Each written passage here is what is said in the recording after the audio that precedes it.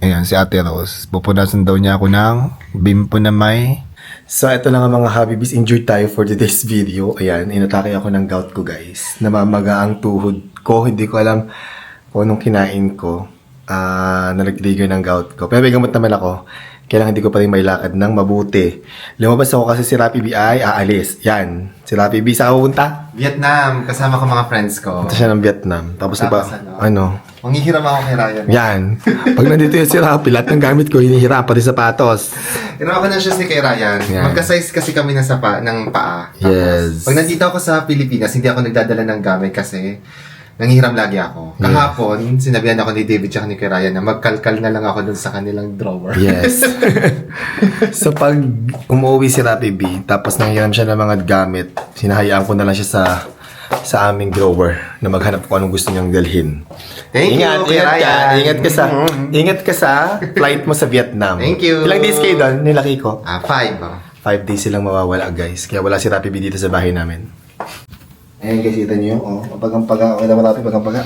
Yes. Ang laki na. Parang parang no? dislocated nga siya. Hindi ko nga siya hindi ko siya ma-stretch. Pero nakakalakad na ako kasi kahapon, maghapon lang ako sa kama. Pero ngayon, nung minum ako ng gamot ko, tapos ngayon, pagising ko, nakakalakad-lakad na ako. Pa-konti-konti. No?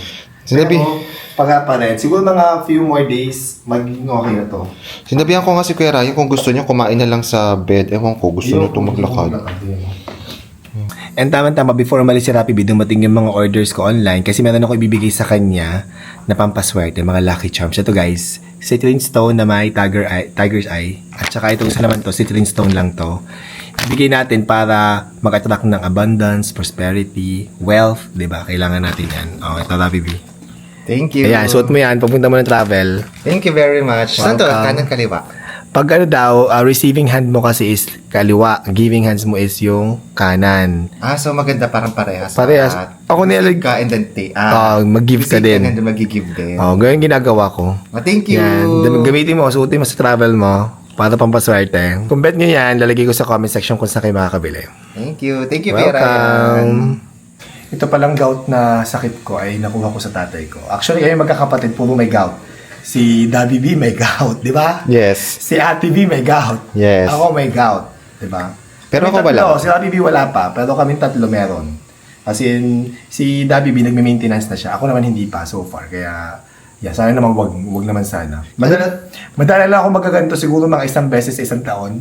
So, pag nagtitigil lang siguro ng alak or... Ano kinain mo ba? Hindi ko alam. Ay, kumain ako ni Sisig ni Ijigoy na may lamang Ang loob.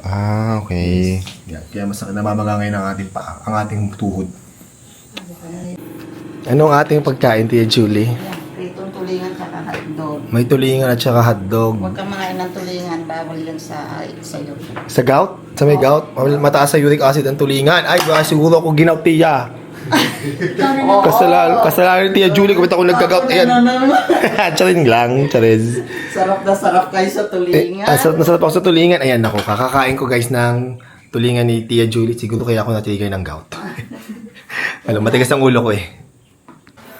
Papalis sa si Rappi B. Ihahatid siya ng pamangkin kong si Money. Si Money noon, nakikita niyo yan sa vlogs namin dati. Ngayon hindi na masyadong active kasi busy sa work. Yeah. Ingat kayo. Bye-bye. Safe travels. Bye-bye. Ingat. So masakit pa rin ang ating tuhod. Grabe, nilalagnat ako. I think because of the inflammation. Pero better na siya kaysa kahapon. Tapos nagpadala na lang ako kay Ate Rose dito ng... Yan. Dahil ni Ate Rose.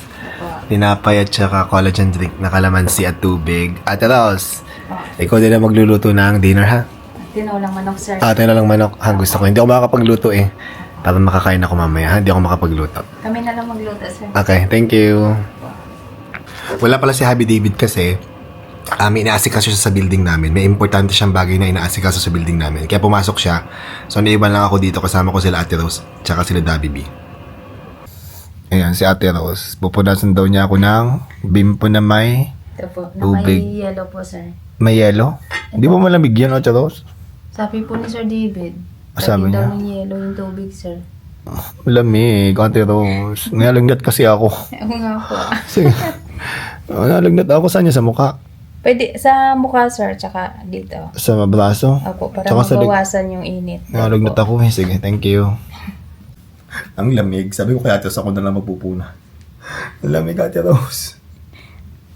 Ay, grabe. Maraming yellow po yan, sir. Kaya sobrang lamig. Ang init ko, grabe. Kaya lagnat ako dahil sa inflammation. Pero inom ako ng gamot mamaya bago matulog ulit. Inom ulit akong tapat. Ay, grabe. Para mabawas-bawasan po yung Init? init, sir. Opo, kaya malamig. Parang hindi ako maliligo ngayon. Okay na to. Thank you, Ate Rose. Okay na po, sir. Thank you. Welcome po. At eto naman, dinilhan ako ni Ate Rose ng dinner. Thank you, Ate Rose. Sino nagluto? Ito si Ikaw?